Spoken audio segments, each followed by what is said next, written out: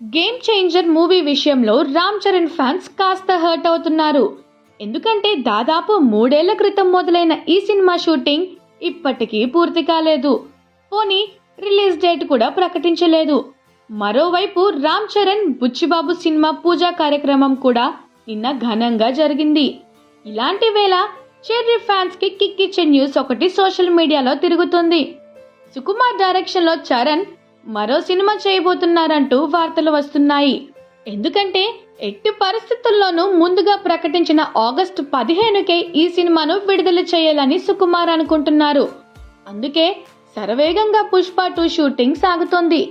2018లో రంగస్థలంతో block buster అందుకున్న సుకుమార్ జాతకం పుష్ప తర్వాత పూర్తిగా మారిపోయింది.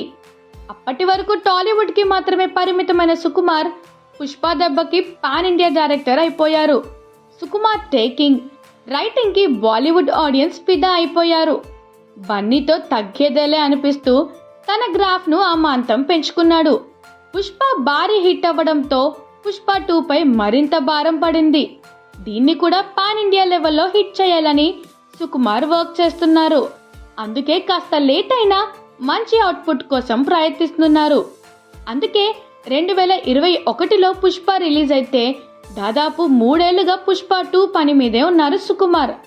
ఆగస్టు 15న రిలీజ్ అవుతున్న ఈ చిత్రంతో మరో బ్లాక్ బస్టర్ అందుకోబోతున్నారో లేదో చూడాలి.